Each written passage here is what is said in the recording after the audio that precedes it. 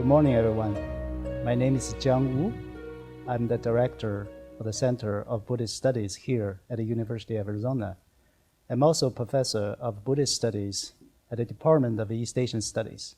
Today, we're very fortunate to have Professor Raoul Birnbaum from the University of California, Santa Cruz, to join us for an interview about Master Hui and Hangzhou Buddhism. Professor Birnbaum, we're very glad to have you here. And you have been teaching for many years, and you're still teaching. And for the past several decades, there are a lot of changes in Buddhist studies. And from your perspective, what are the changes? And also, considering your distinguished career as teacher and researcher, what have you accomplished the most? And can you share some of thoughts about those? Sure. So, of course, thank you for inviting me. I'm very happy to have this opportunity to chat with you and to chat with you people who are going to watch this. Although I can't hear your comments, I can hear your comments. What has changed in the world of Buddhist studies is a broadening of the notion of the field, a broadening of notions of what we could do under the label of Buddhist studies, what's appropriate, what's interesting, what's valuable. And I would say the largest shift is from a notion that Buddhist studies consists solely of the study of texts to a notion that yes, texts are important, and there are other things we can study as well, and these all go together. And that, that really has been a major change from when I was a grad student in the early 1970s to now we're in the 21st century. It's an extraordinary broadening. Also, I would say there was a sense when I was a grad student in Buddhist studies that everything was subordinate to the Indian example.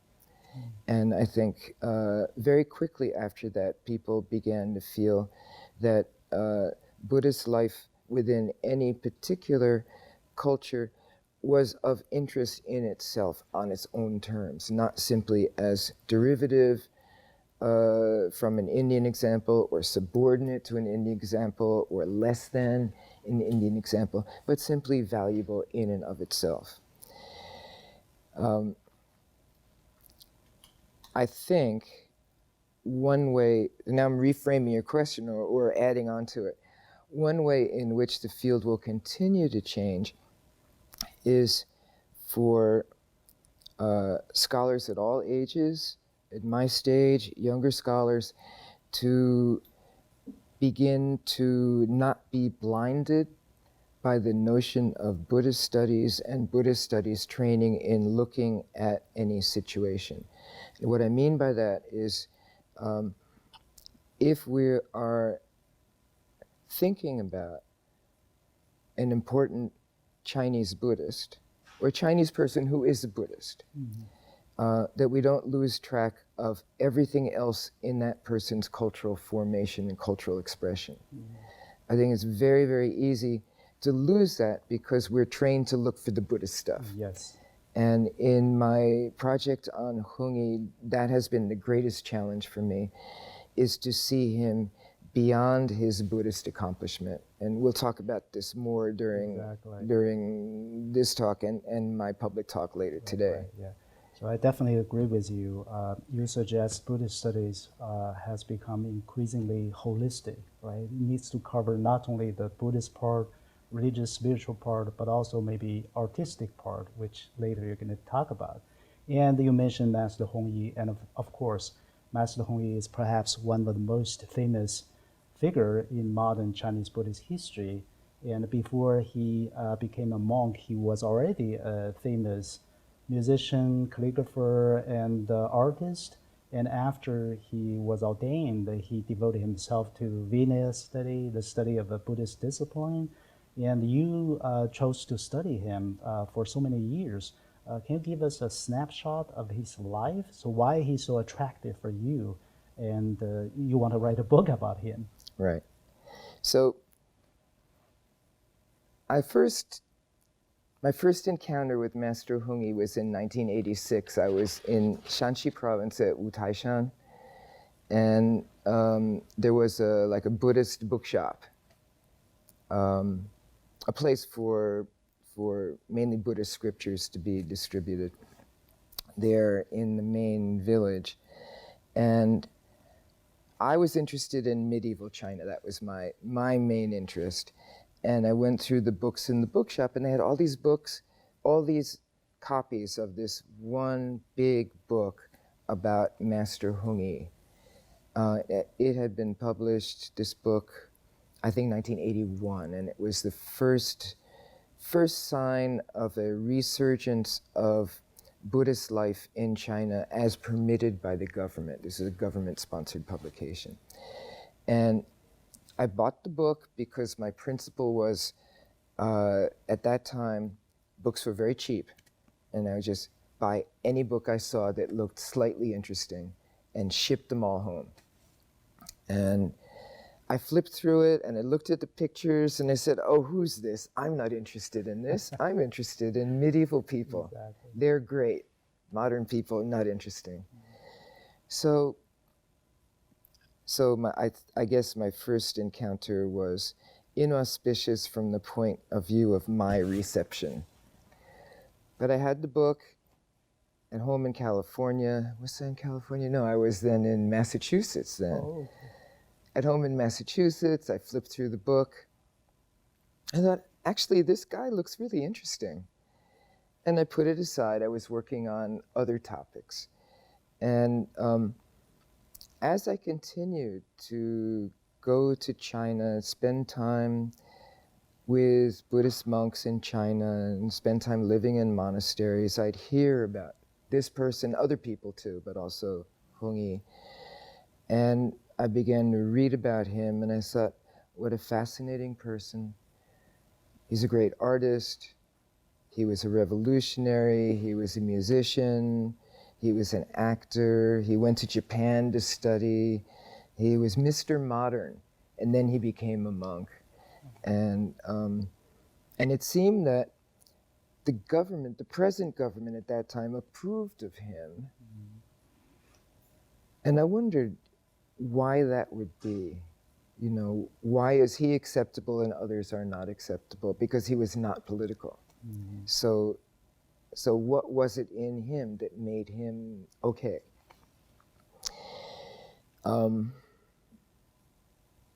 So you asked me to give you a snapshot of his life, and I'm talking about my relation with him.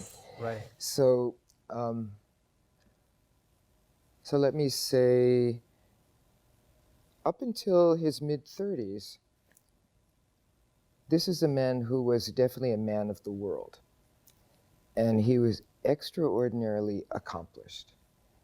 And somehow it seemed that he also had built up this well of extraordinary unhappiness, which I think he had disguised very capably from his friends. But he felt ill from it, and eventually went to a monastery, not to be amongst Buddhists, but because it would be quiet. And he wanted then to try to cure himself of this illness through fasting. And this is something he read about in a Japanese magazine. It was part of his modernity. He's this Chinese guy reading Japanese magazines about how to cure illnesses that are illnesses of the heart, essentially. Although in Chinese medicine, this illness is located in the kidney. But in our romantic notion, we would talk about this as the illness of the heart. And while in this monastery, he met a young monk who he observed this fellow was so happy, and that struck him. In that encounter, you can see how unhappy he was. You know, this is what struck him. This person's happy. Wow. How is he happy? Why is he happy? So he became interested. He talked with the monk, ask for some Buddhist books to read because he's an elite person. He reads books. No, it's not as bad as college professors who are always reading books, but an elite Chinese person, he's going to look to texts for some explanation. And somehow it awakened something in him such that he completely turned his life over within the space of not even 2 years. Became a monk at age 38, gave up his life as a famous artist, famous actor, famous teacher, famous music writer, songwriter, famous guy, and became a monk. And really did that seriously. And by the end of his life, he was recognized as one of the great Buddhist exemplars of how to be a Buddhist in 20th century Chinese history. Mm-hmm. So this to me is really interesting. Mm-hmm. You know, he's this person, he becomes this person. How did he do that? Yeah. Yeah. How do you go from being excellent, remarkable, amazing, complicated, confused, sort of unhappy person to very clear, very capable, very restrained, very self-capable Buddhist practitioner? And so I wanted to know that story. Okay. And the more I looked into the story, I wanted to tell that story. Right. And I thought, for my American students, if you tell them about some saint, they're not that interested, because who can relate to that? Okay. You know, there's so many tales of Buddhist teachers, and they're like 8 years old, they're already, you know, saintly little creatures. True or not, that's the story we get. Nobody can relate to that. My students can relate to this story, just as I can relate to this story. So that's a little background about him. Because exactly, it's a holistic view about his life, not just hagiography. He's a real person. Right, real person. With that's complications and real conflicts, and sometimes you look and you just want to put your hand over your eyes. Oh, how could he do that? Right. And then, you know, then he finds his way out of his problems. Exactly. So I'm fascinated by this figure as well, and I noticed he was ordained in Hangzhou, a temple called Lingyin Temple. Yeah. And right now you probably know this lecture series is the Lingyin Buddhist Study lecture series. Right. It's named after Lingyin Temple, and we receive generous support from the Lingyin Temple to set up this lecture series. And the location seems to be very important. I'm not sure if Master Hui, in his writing, in staying in Hangzhou, did he write anything about Hangzhou, comment on Hangzhou? So Hangzhou, this location or the temple, changed his spirituality. Yes, so he came to Hangzhou in 1912. And so he was born in 1880, so he's 32 years old. He had already studied in Japan for 5 or 6 years. In Japan, he studied oil painting, and he studied piano. He learned to play piano. And you know, this is an elite Chinese man learning all these Western things. He's just an extraordinary person.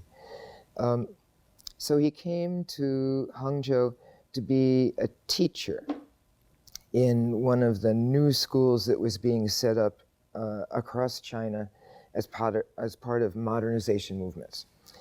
And his task was to teach art and music.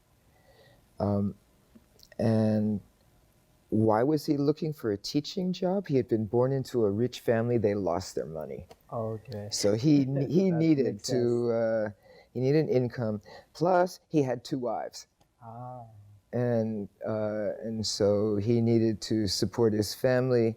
And part of his complicated story is he has a wife in the family home in Tianjin in the north.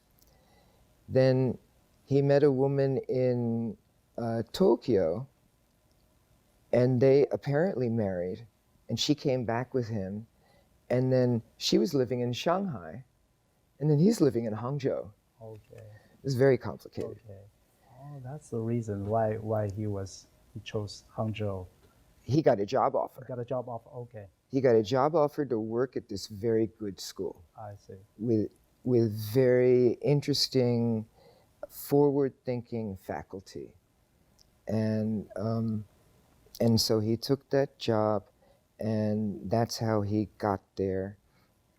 And then, so it's in Hangzhou in, let me see, so this would be 1916. He goes to the temple in Huis by Westlake and meets this monk that I told the story about already. And then by 1918, in the summer, he decides to become a monk, and then he quickly seeks out a place to receive full ordination, and he asks around, where can I do this? Where's the best place? And he concludes that Lingyan-so would be the best place, and that happens then in August of that year. I see. And then he stayed in the Hangzhou area for a while, and basically his life in Hangzhou, this is a period of his great transformation and the period in which he studies. So if we want to know how did Master Hui become Master Hui, you need to look at this period in Hangzhou. It's all his training period. Then later on he goes to Fujian. Okay. And really it's from when he's in Fujian that he becomes the great master. But his training was in Hangzhou. Okay. So that's why your talk, the title of your talk is Transformed in Hangzhou, right? Yes, the title of my talk is because it's the Lingyan series, Exactly. and so yeah, I want okay, to... you chose this deliberately right. to fit into the lecture series. Yeah. Plus, you all have this project on Hangzhou Buddhism, Buddhist and so I culture, wanted yes. to contribute to your larger efforts. Absolutely. So we have this Hangzhou Buddhist Cultural Project led by Professor Albert Walter. So every year we send students to Hangzhou Lingyin Temple. So they do projects over there, they take courses, so it has been a great success. So we hope we can continue about this, right? And in later your talk, you're going to emphasize the importance of art in the formation of his spirituality. Actually, many other Chinese masters, they also are skillful in artistic and the literary form of expression, writing poems, painter, calligrapher. And how do you think about art in the formation of spirituality? Yeah, it's a really great question, and it's something I think about a lot. And I don't have answers, but I have ideas. Okay. So if we're talking about Chinese Buddhist persons who are men in China, if they are elite or near to elite, they write with a brush. Yes. Every man has gone through this discipline from when they're a little kid. They learn to write with a brush. Every elite man in traditional China is capable of using a brush. The same brush that's used for calligraphy is used for painting. And in any case, in traditional China, calligraphy is the highest of the arts, higher than painting. And any elite person with traditional training will have some eye for recognizing calligraphy as art. And it's a discipline. When I think about Hui, and I think about his discipline, the one discipline that goes through his life from when he was a little kid to his last days is calligraphy. Every day he practiced with a brush. And we have some diaries, and he'll say, oh, today I wrote 120 characters.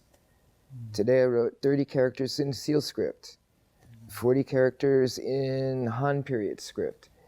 And so every day he's doing this. It's part of his world. One thing about Hui that I find extremely attractive is that he is so extraordinarily creative. He's just so original, and he's just bursting with ideas that are expressed with his brush, in writing music, in writing poetry. It's just never ending.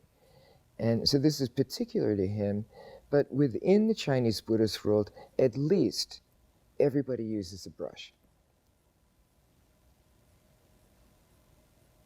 So now if we go to traditional thinking about calligraphy, and let's go back to like your period, 17th century. Okay. And someone like the calligrapher Fushan, Okay. Yes. who writes very clear treatises about the moral basis of calligraphy, that calligraphy expresses the mind of the holder of the brush, that if you use models, the models will influence your mind, and so you need to be careful about what model you use for your calligraphy. That there's this very close connection between who you are and what is expressed with brush and ink on paper, that you can see this if you have the eye for it. And one way to change yourself then is to find the brushwork, examples of the brushwork of someone who has qualities that you admire and want to generate in yourself, and then to copy his writing. This is a very standard discipline. Hungyi did this. Everybody did that. Okay.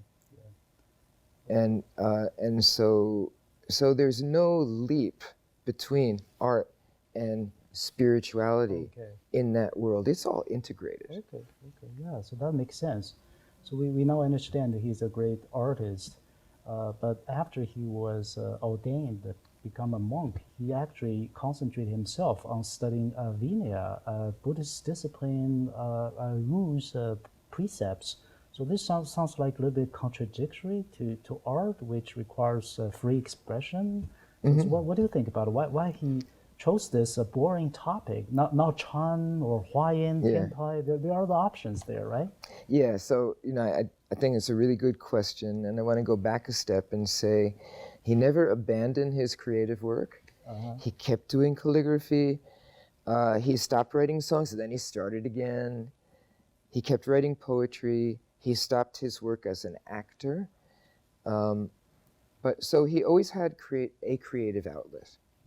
And in addition, he began to study Vinaya. For a while, I thought I understood why he did this, and I don't know that I understand it anymore. It's a thing with studying something for a long time. You have this insight, and you're very excited, and then you learn a little more, and you think, well, maybe that insight isn't quite right. So, why was he interested in Vinaya? First, his friend who he respected as an advisor, the philosopher Ma Yifu from Hangzhou, urged him to study Vinaya when he became a monk, and found all these rare books and gave it to him. Said, here, study this, it's good for you. And he trusted that Ma Yifu's judgment was something he should follow. So that's one point. I think another point is I think his ordination did not go well. And I think he understood that he had not really understood what was going on, and he wanted to clarify things for himself and future generations. The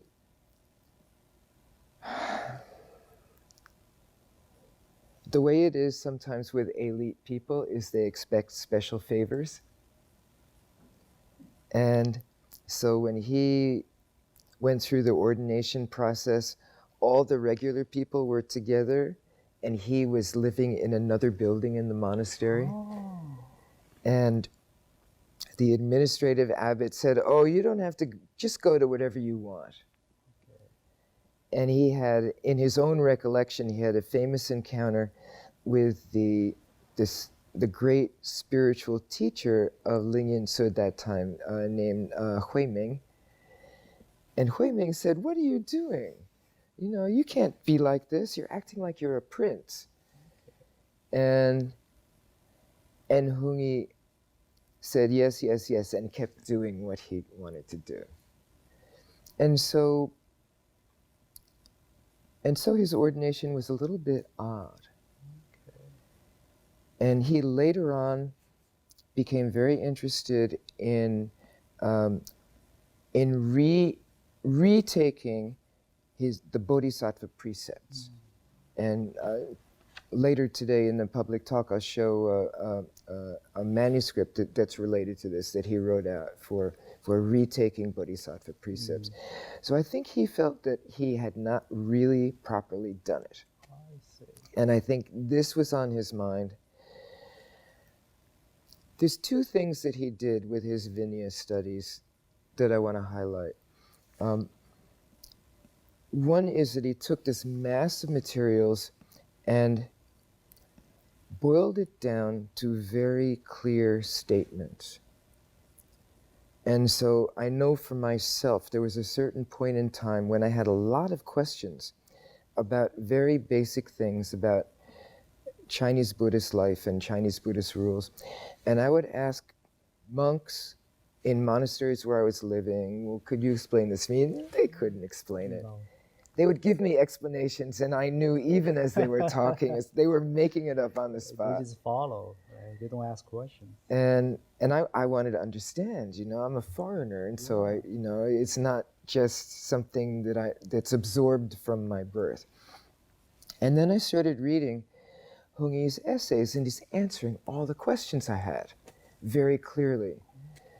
So I can see that I think he was trying to boil it down for himself, and then he was trying to make these basic issues accessible for anyone else who was interested. And I think he was very successful in that.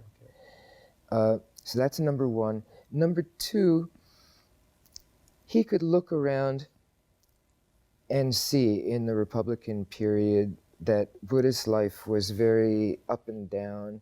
Some people had knowledge, some people didn't have knowledge.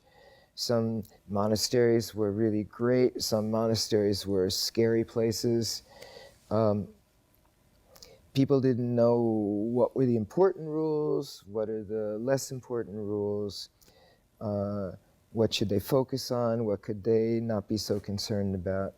And so he wanted to go through all the Vinayas and work this out and set out. So he set out charts of relative importance of precepts. This kind of thing, I think he felt it was very important because the standard view that we find in Buddhist texts, and especially in Chinese Buddhist texts, is a notion that when Shakyamuni Buddha is lost, he's gone, then where do you turn to? You turn to the Vinaya as your master. So he took that seriously. Yeah. So for him, it wasn't boring. Okay. Yeah. So for personal reason and for lots of other reasons, Yeah. he chose to study that.